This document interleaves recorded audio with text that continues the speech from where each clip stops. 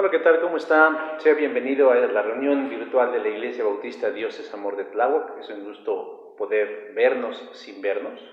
Es una paradoja, porque bueno, la idea es que ustedes me pueden ver a mí, pero yo no los puedo ver a ustedes. Pero bueno, eso no es ahorita lo más importante. Lo importante es que ustedes escuchen y sigan fieles al Señor Jesús, el cual pues siempre tiene cosas buenas para nosotros. Hoy en este día traemos un tema muy interesante que, bueno, está en el ambiente.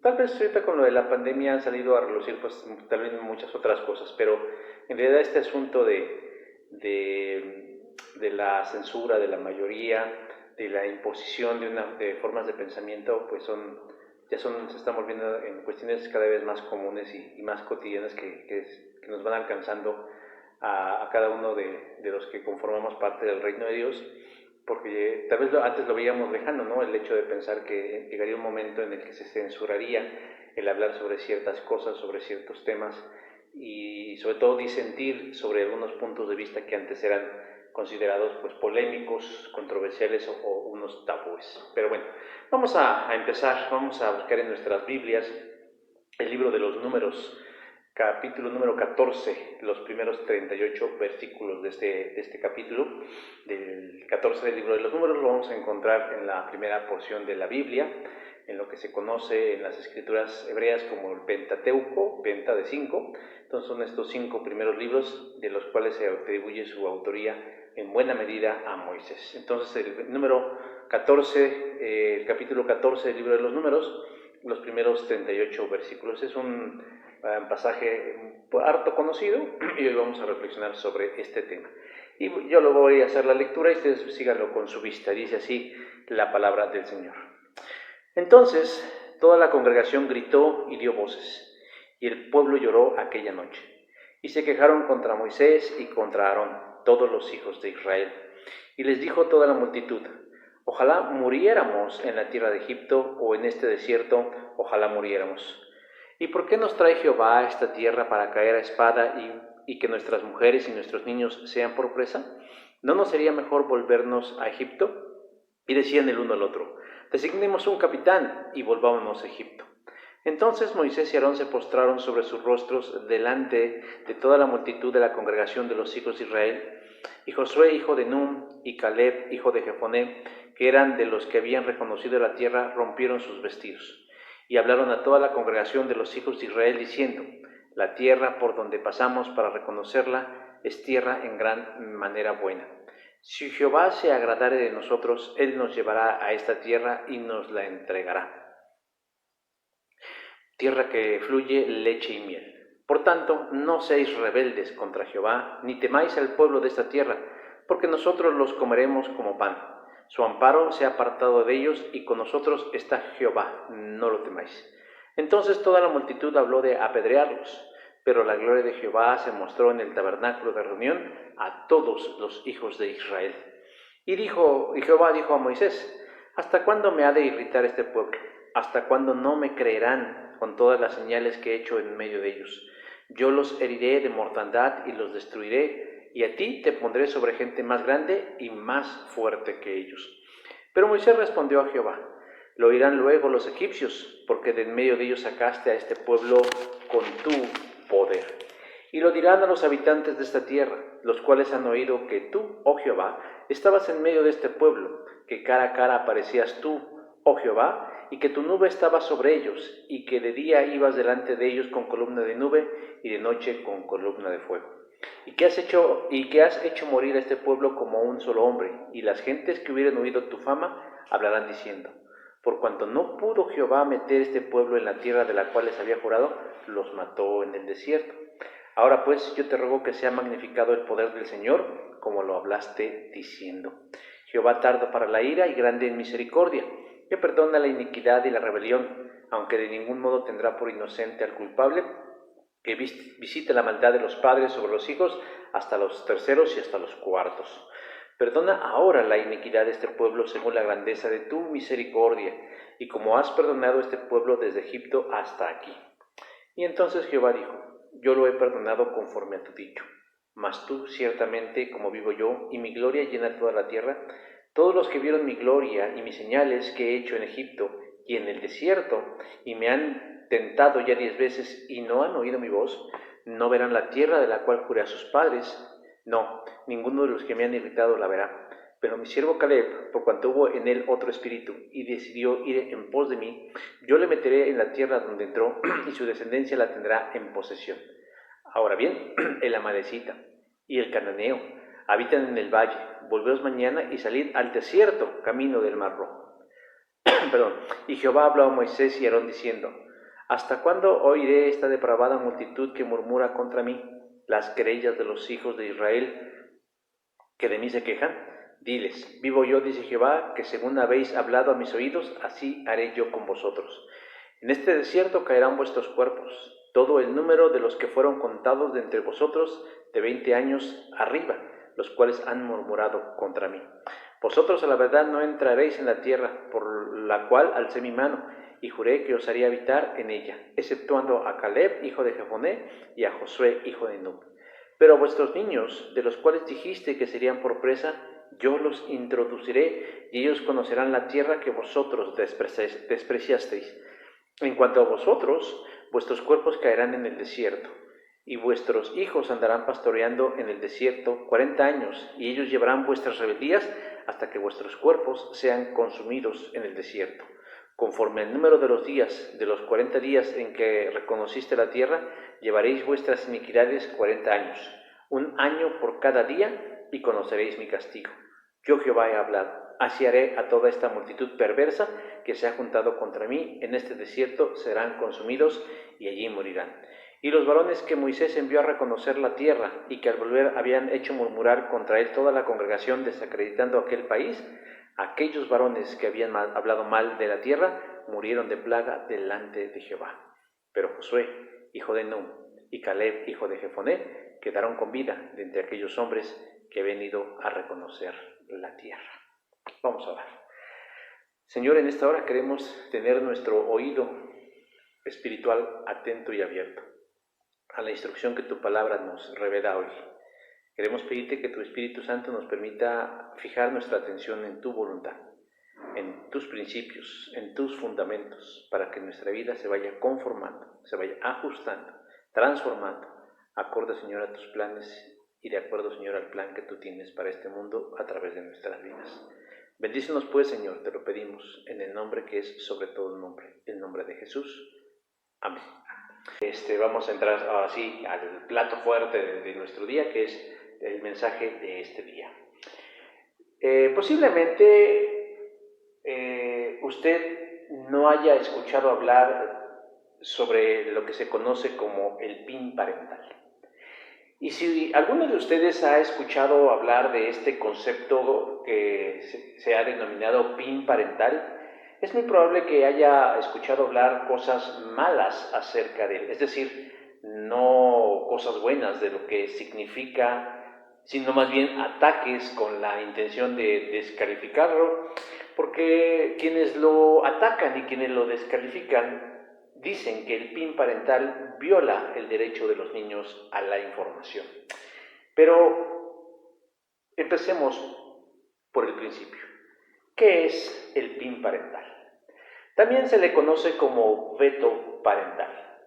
Y este PIN parental no es otra cosa que una política educativa que empodera o que permite a los padres de los niños que asisten a las escuelas públicas a decidir si sus hijos reciben ciertos contenidos educativos. Es decir, es darle a los papás de los niños que asisten a las escuelas el poder de decisión para saber qué sí y qué no les pueden enseñar a sus hijos en las escuelas. Sobre todo, sobre temas relacionados con la identidad de género, feminismo o diversidad sexual, ya que quienes han diseñado el PIN parental consideran que estos temas son intrusivos para la conciencia y la intimidad de los menores.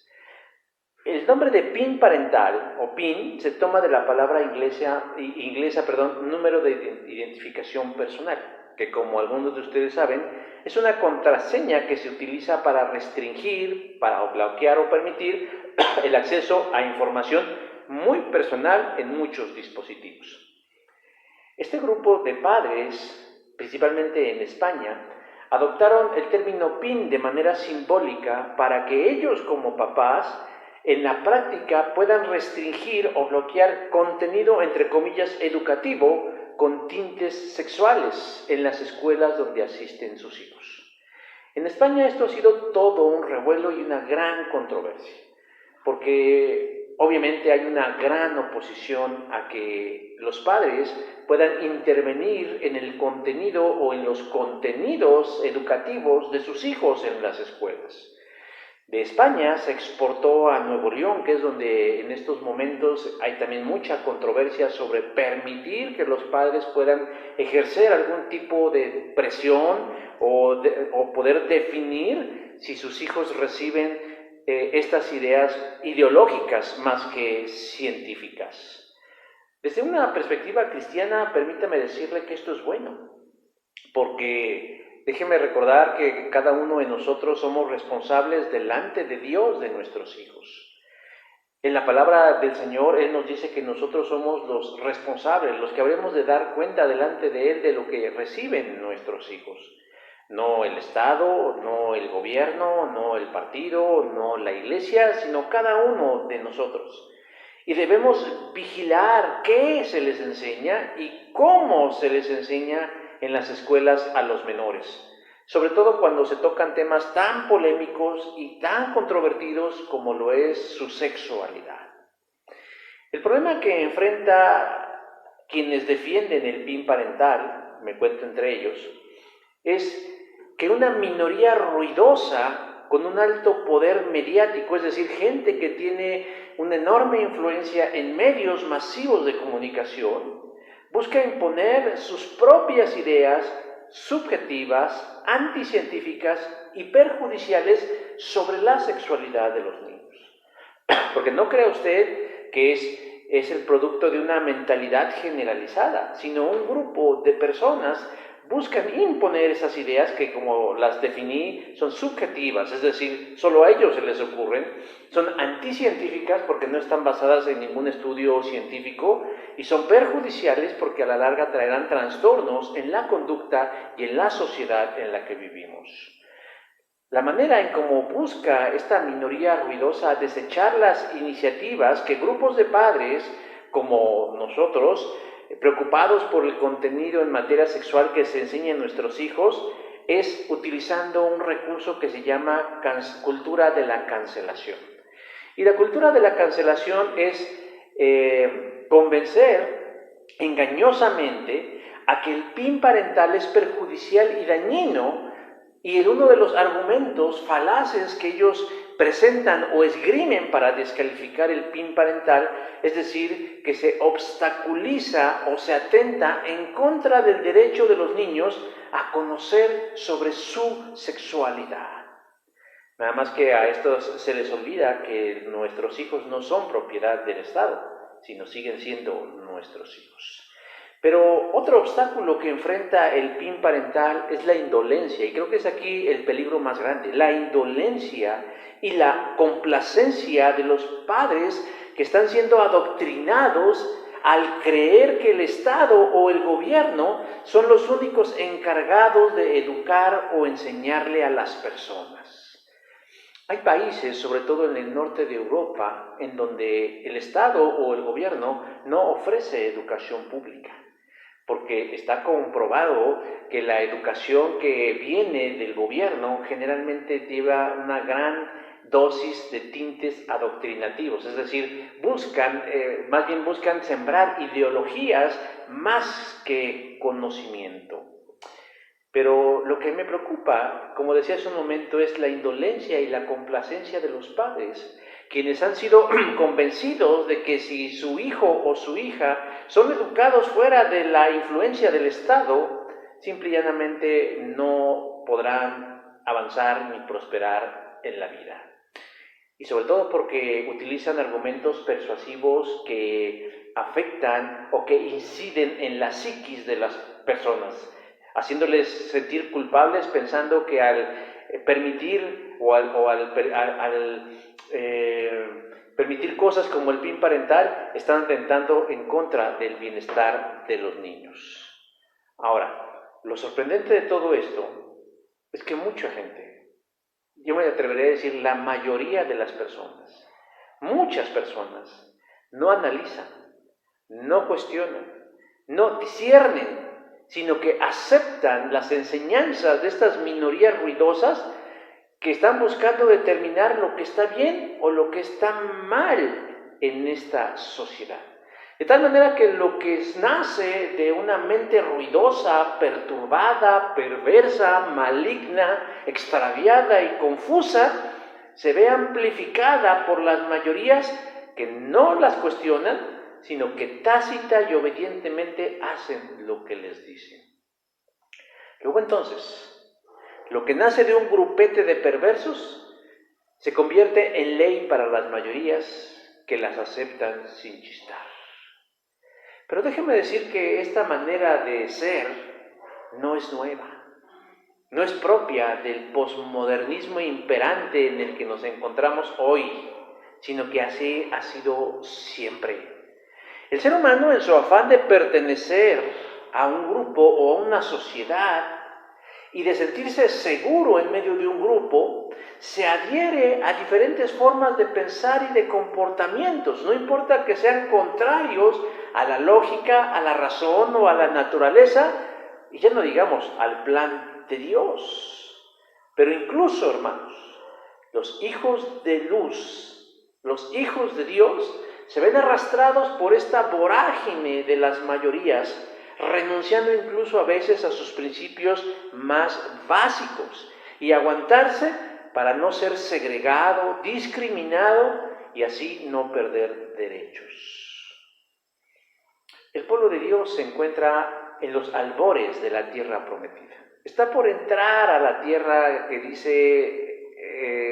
dice Dios, fluye leche y miel.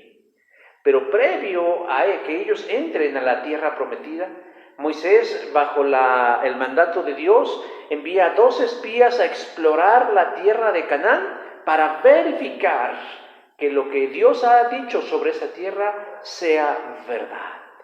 Se eligieron representantes de cada tribu, 12 en total, y ellos hicieron conforme a lo que Dios les mandó, en una misión que duró 40 días. Y al regresar, tuvieron que dar un informe. Y en base a ese informe que los 2 espías tenían que dar, había que tomar decisiones.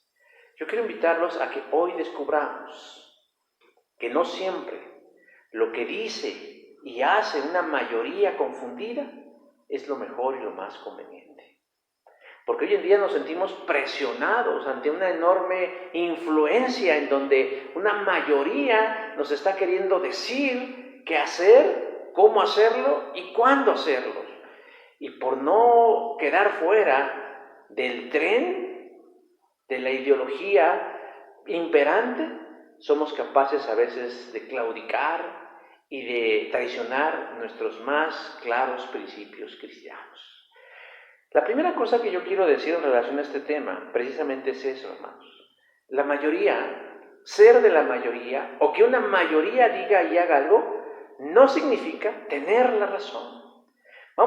Estamos revisando el capítulo 14, donde dice, entonces toda la congregación gritó y dio voces, y el pueblo lloró aquella noche y se quejaron contra Moisés y contra Aarón.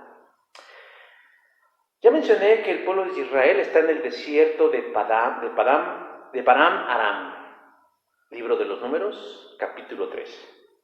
Y entonces el Señor, como decía hace un momento, les instruye a través de su siervo Moisés a que se elijan de entre los príncipes de Israel a un varón de cada tribu para cumplir una misión, que reconozcan la tierra de Canaán.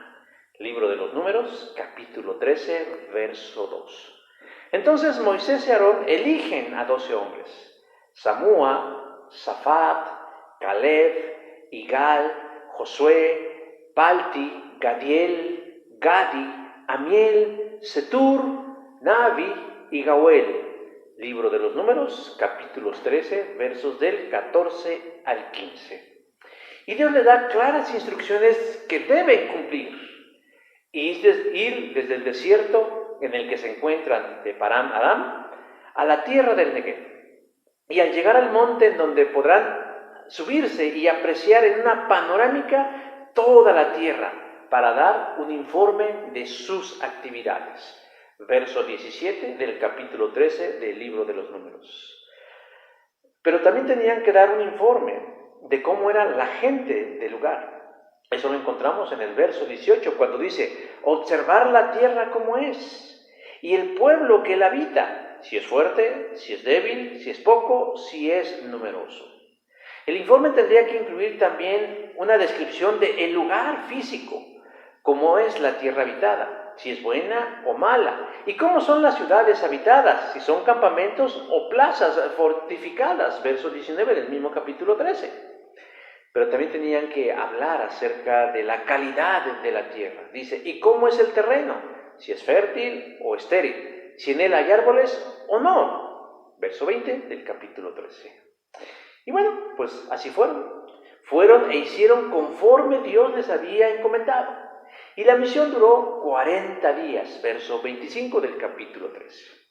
Cuando por fin regresan de la misión, se juntan con Moisés y Aarón y toda la congregación del pueblo de Israel en el desierto de Param, en Cades Barnea, verso 26. Allí, los dos enviados a Canaán dan su informe de lo que descubrieron en esa tierra. Punto número 1. Encontraron una tierra próspera, verso 27 dice, es un territorio muy fértil, allí siempre habrá abundancia de alimento. Bueno, el cuadro empieza a pintarse maravillosamente. Punto 2, hablaron de cómo eran las personas. El pueblo que habita en aquella tierra es fuerte y las ciudades grandes y fortificadas, verso 28. En eso Caleb, uno de los más entusiastas de estos 12 que estaba dando el informe, tratando de animar a todos, porque después de que escuchan el punto 2 y dicen, bueno, es un pueblo fuerte, no son casuchas, no es una ciudad perdida, sino que tienen potencial, Caleb entra en el papel de animador y les dice, subamos luego, tomemos posesión de ella, de la tierra, porque más podremos nosotros que ellos. Verso 30 del capítulo 13. Yo creo que después de palabras que nos animan, la respuesta esperada es responder positivamente. Pero es aquí donde comienzan los problemas, porque en ese momento 10 de los 12 espías se convierten en una minoría ruidosa, como la que mencionaba hace un rato, estos que pareciera que están llamados o que fueron elegidos por el destino o por la vida para echar a perder todas las cosas. Porque esos 10 espías dijeron, no seremos capaces de atacar a esa gente, porque ellos son más fuertes que nosotros, versículo 31. Ellos son pocos, son solo 10. Pero si comparamos con el número de los 2 que estaban entusiasmados y convencidos que ese era el propósito del Señor, ir y tomar por posesión esa tierra, nos damos cuenta que es una pequeña mayoría. Pero son una pequeña mayoría ruidosa, escandalosa y con un poder de convencimiento muy grande. ¿Por qué? Porque no solamente ellos 10 estaban convencidos que no podrían, sino que se dieron a la tarea de cacarear, de gritar, tal vez de describir más horrores según su visión para poder convencer a todos los demás y que apoyaran no ir en pos de la conquista de la tierra prometida.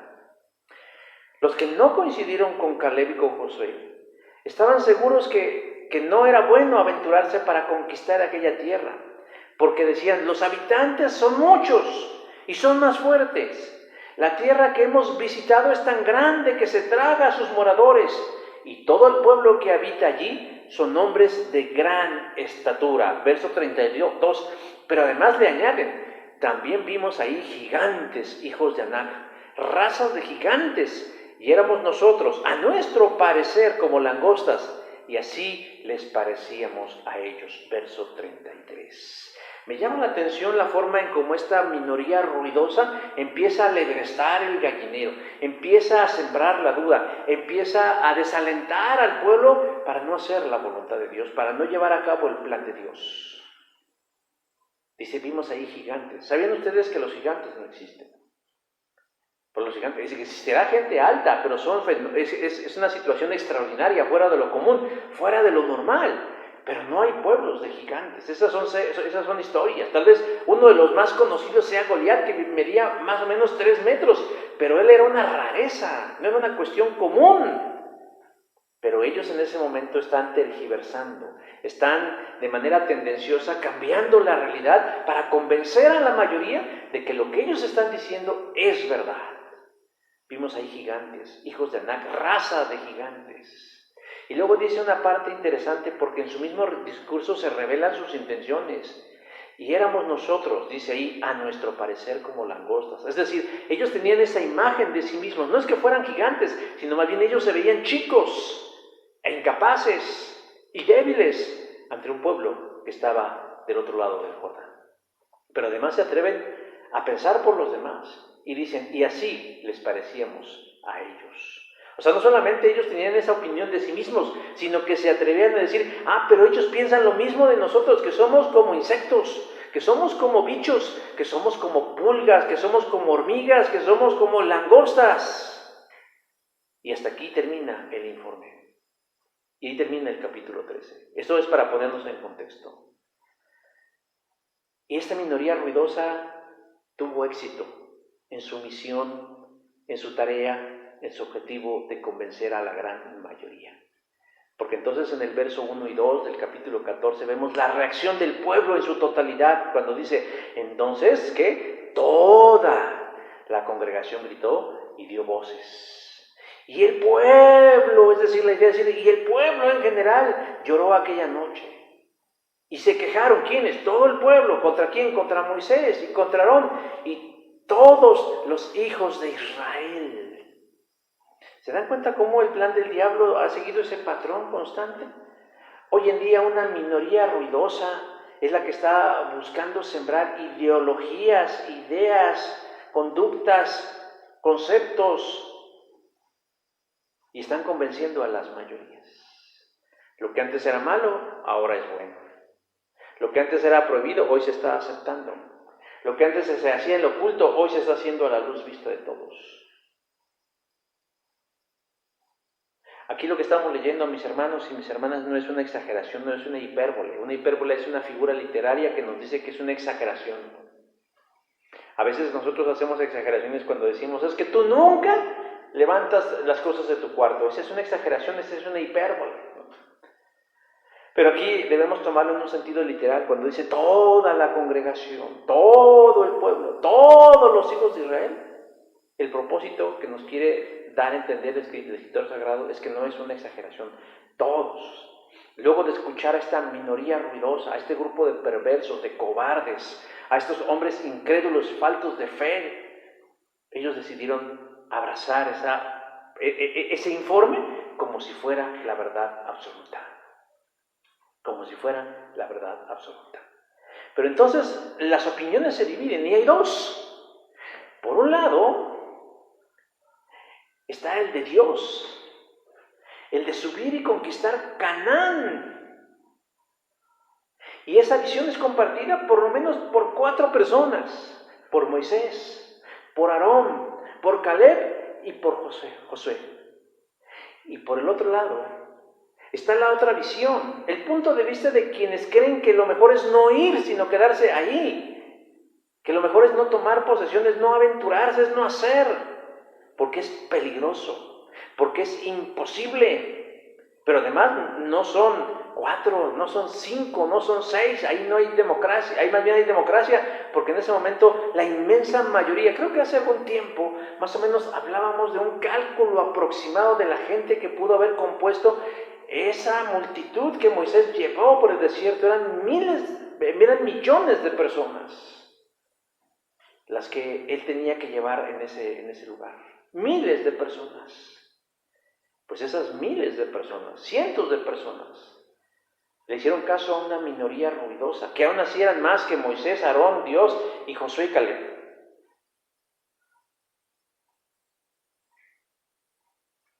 Yo le pregunto, ¿hacia dónde se inclinaría usted? Y vea lo que estoy diciendo, estoy viéndome democrático.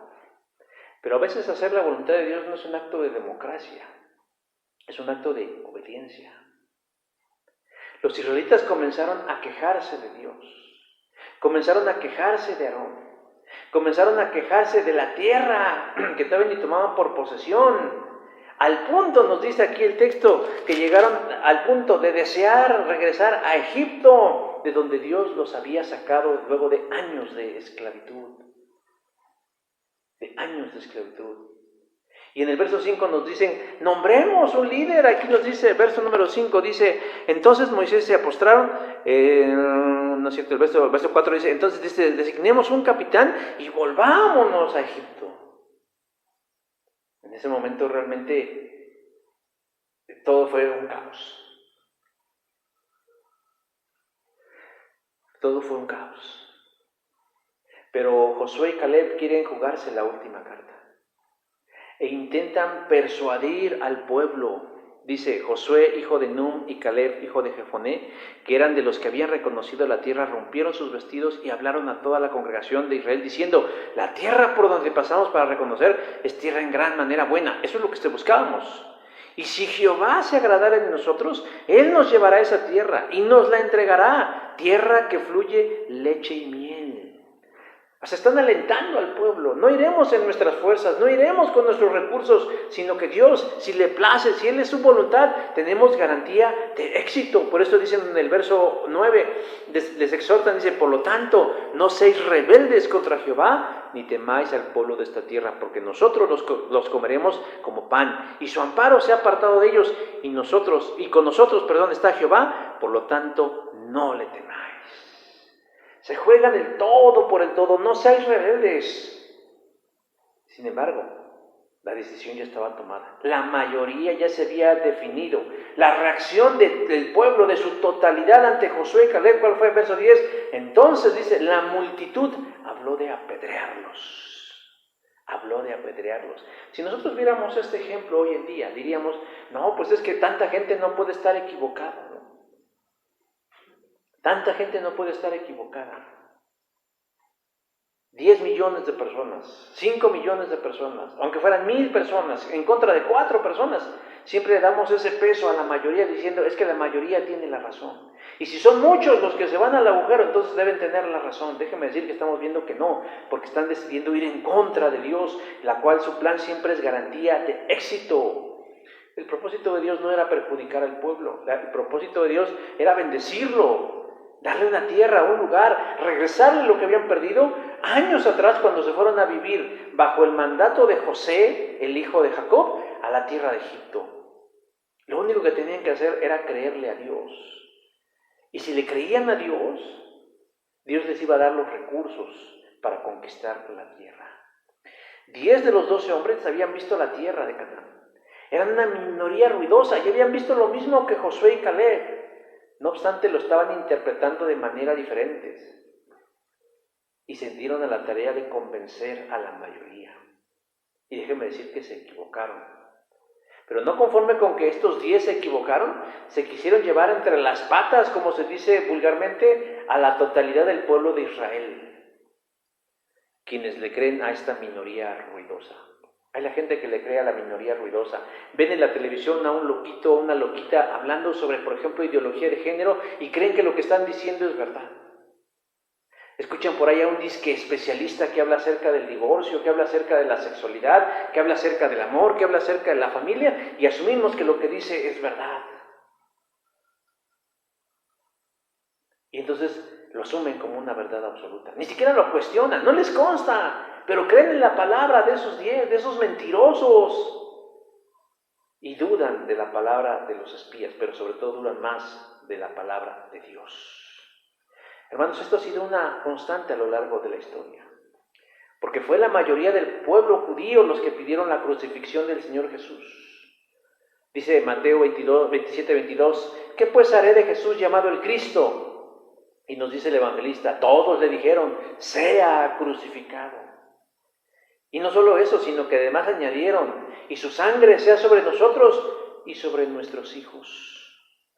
¿Cuál es la moraleja o cuál es la enseñanza, mi hermano o mi hermana? Que aunque la mayoría afirme algo, o que la mayoría apoye algo, una idea loca, absurda, no la apoye. No es garantía de que sea lo mejor. No importa que sean 1 millón, o 30 millones, o 100 millones.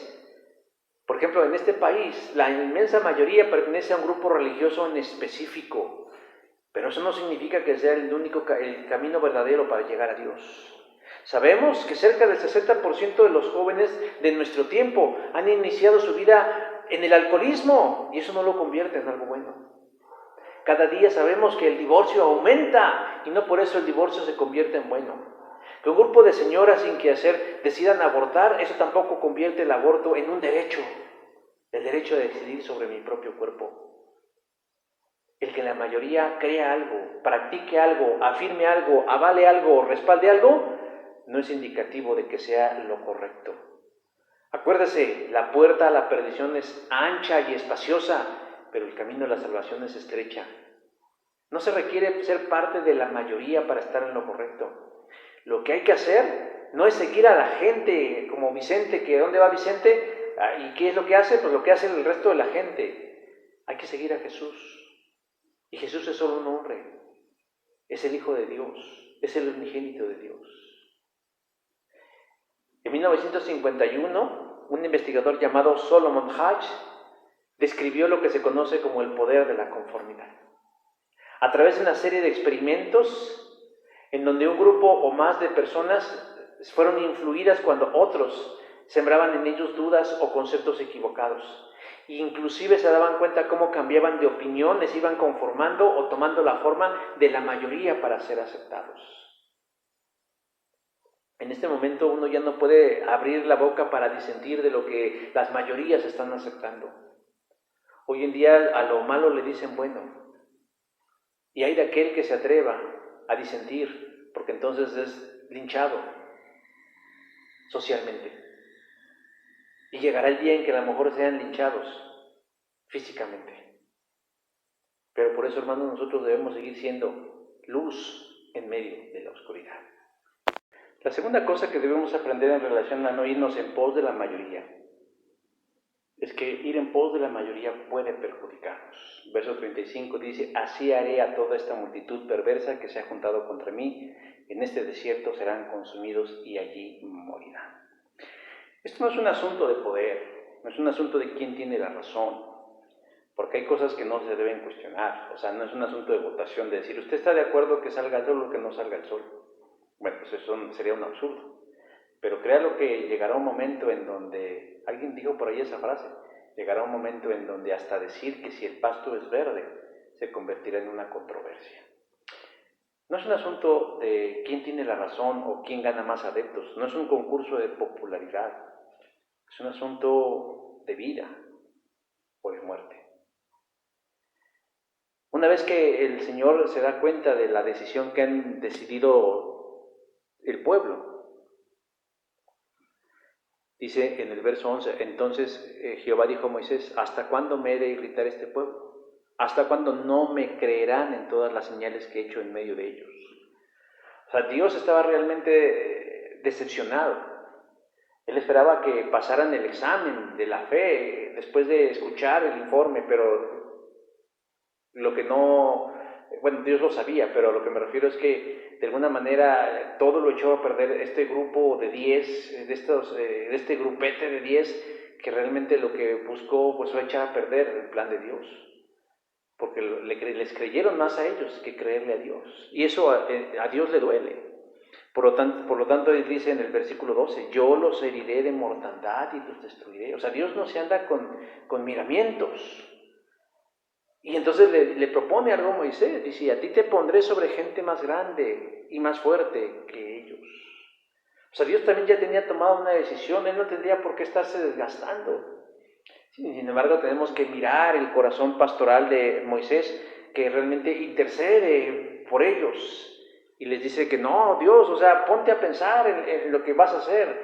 A Dios le importa mucho su nombre. A Dios le importa mucho su reputación. A Dios sí le importa lo que los demás piensen de Él. Por eso es importante que nosotros seamos buenos representantes de Dios, porque muchas veces cuando nosotros somos de una doble moral, predicamos una cosa y hacemos algo distinto, no crea usted que únicamente su nombre es el que anda por los suelos o de boca en boca, sino también el nombre de Dios. Y a Dios le importa mucho. Y Moisés sabe que a Dios le importa su nombre, por eso él utiliza esos argumentos para persuadir a Dios de esa decisión, de destruir a ese pueblo, de acabar con ellos, de aniquilarlos.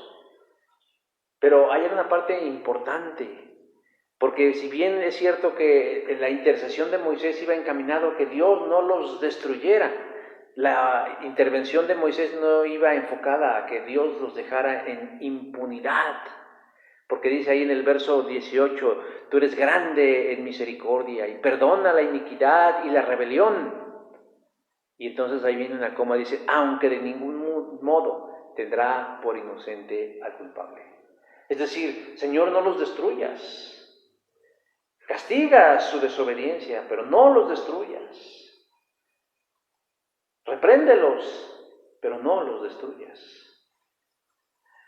Y en ese momento Dios perdona la iniquidad del pueblo. Dios los perdona.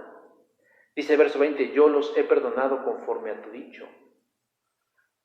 Y luego dice en el verso 21, mas ciertamente como vivo yo y mi gloria llena toda la tierra.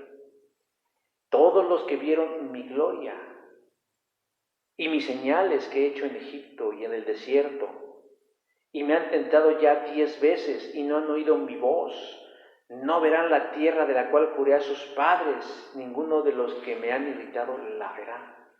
O sea, Dios en ese instante dijo, bueno, está bien, no los voy a aniquilar, pero no les puedo premiar diciendo, bueno, no pasó nada, porque sí pasó.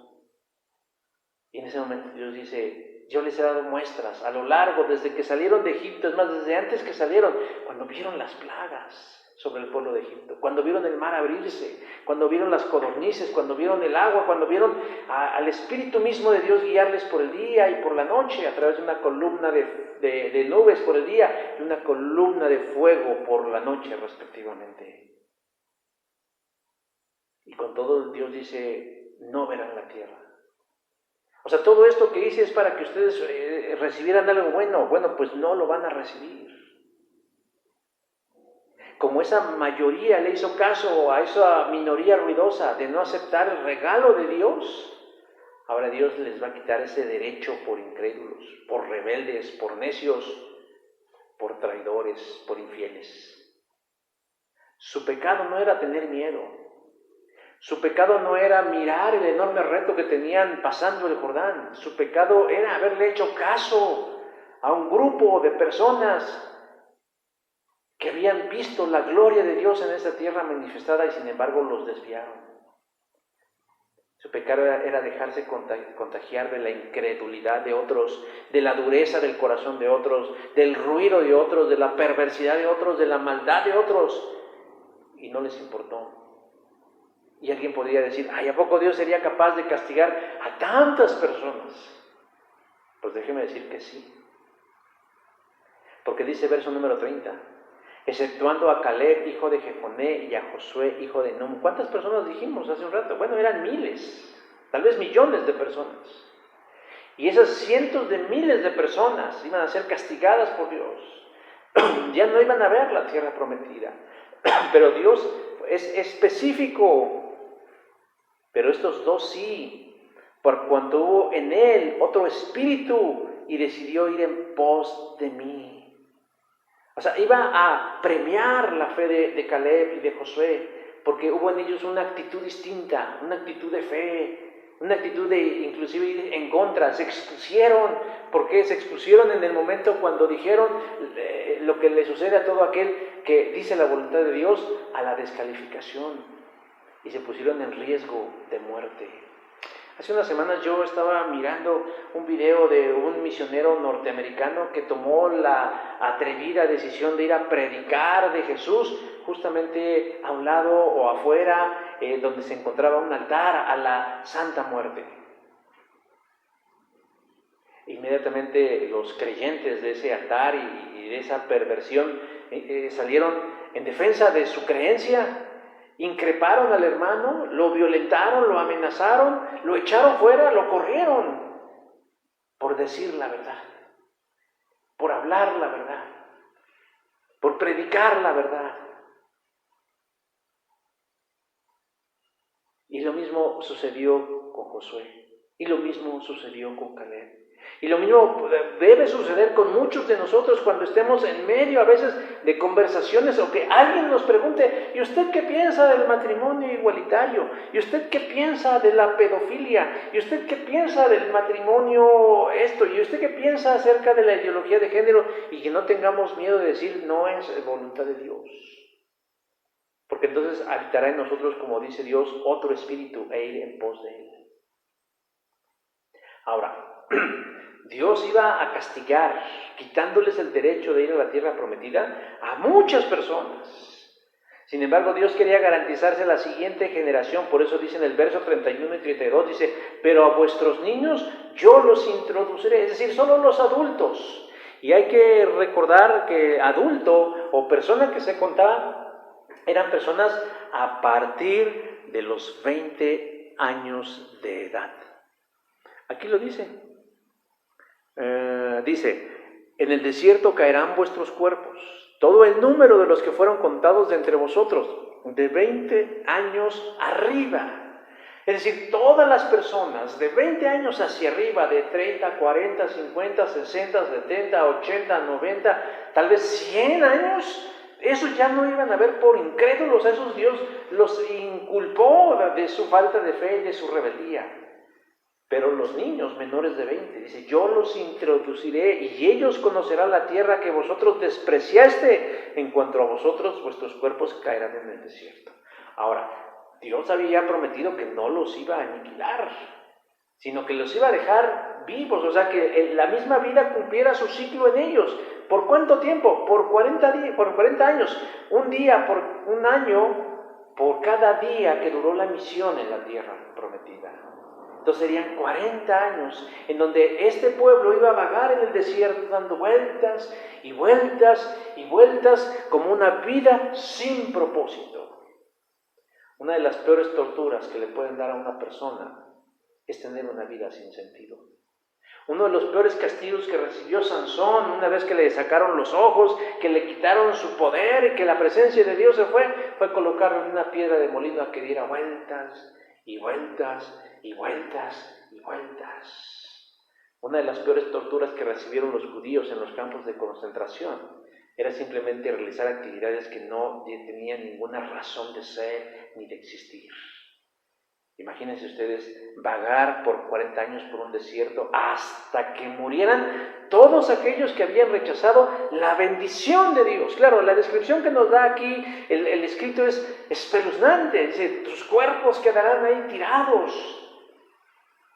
Yo no sé si usted ha visto esta imagen de las reses en los lugares desérticos donde únicamente se ven la arena como vuela por el viento y al mismo tiempo se ven los esqueletos de las reses. Bueno, a mí me imagino como esa imagen. Claro que pudo haber sido distinto a eso, pero la idea de Dios era transmitirles una visión espeluznante. Ahora, ¿por qué es todo esto? ¿Porque Dios es malo? ¿Porque Dios es caprichoso? ¿Porque le caían mal a Dios? ¿Porque a Dios no le gusta la democracia? No, hermanos, sino porque decidieron hacer lo que hacían todos, Una forma también en la que buscan, hermanos, que nosotros hagamos lo que hacen los demás, es decir, si todo el mundo lo está haciendo, todo el mundo se roba la luz, todo el mundo es corrupto, todo el mundo no paga sus impuestos, todo el mundo se roba el wifi, ¿por qué no habríamos de hacerlo nosotros? Y muchas veces terminamos uniéndonos a esas mayorías y no nos damos cuenta que podemos perder más por lo menos. El pueblo de Dios perdió aquí la bendición, un buen número del pueblo de Dios. Es más, se los adelanto, ni siquiera Aarón y ni siquiera Moisés tuvieron ese honor y ese privilegio de pasar a la tierra prometida. Ese es el problema, mis hermanos. El problema no es que elijamos lo que nos parece más lógico, ni tampoco que seamos pragmáticos y digamos, pues, ¿qué es lo que más me conviene? Bueno, pues para no tener problemas. Yo les puedo decir que Dios nos bendice. Yo sé que aquí yo no vengo a hablar de mí, pero les voy a dar solo un ejemplo. Cuando una de mis hijas fue a la escuela pública, bueno, porque una de ellas sí fue a la escuela pública, nosotros hicimos una petición delante de Dios que no queríamos ir en contra de lo que de lo que Él es y lo que Él pedía. Y durante los 6 años y los 2 años de preescolar y los 6 años de primaria de mi hija mayor, en ningún solo momento nos vimos en la disyuntiva de doblegarnos, por ejemplo, por las cuestiones culturales o religiosas. Nunca participamos en una actividad de Día de Muertos, ni de Halloween, ni ninguna de estas cosas, pero lo más maravilloso es que nunca nos vimos en la encrucijada de tener que decidir, sino que hallamos gracia siempre en los ojos del Señor y evitábamos esas circunstancias de manera milagrosa. Sin embargo, muchas veces vemos a creyentes, hermanos, cediendo ante la presión cultural, social, política, moral, de este mundo que con sus ideas mayoritarias buscan, hermanos, apagar la luz de Dios, en lugar de que resplandezcamos con la gloria de Cristo. Pero lo más grave, mis hermanos, es lo que vemos aquí. Lo más grave es lo que acabamos de leer, hermanos, que este pueblo perdió la bendición y que murieron en una vida que no tuvo sentido ni razón de ser, hasta la siguiente generación, hasta 40 años después. De tal manera que si nosotros decidimos hacer lo que hace toda la gente, lo más seguro es que lo que obtendremos será juicio, lo que obtendremos será vacío, lo que obtendremos será perjuicio, lo que obtendremos será mal para nuestras vidas. Una de las características del tiempo posmodernista que vivimos hoy es que dicen que ya no existen los absolutos, ya no existe la verdad absoluta, ya no existe la moral absoluta, ya no existen los valores absolutos, ya no existen las opiniones absolutas. Es decir, ya cada uno puede formarse la idea que guste. Si usted quiere sentir que es una jirafa encerrada en un cuerpo de persona, pues está bien, eso es lo que dice el posmodernismo.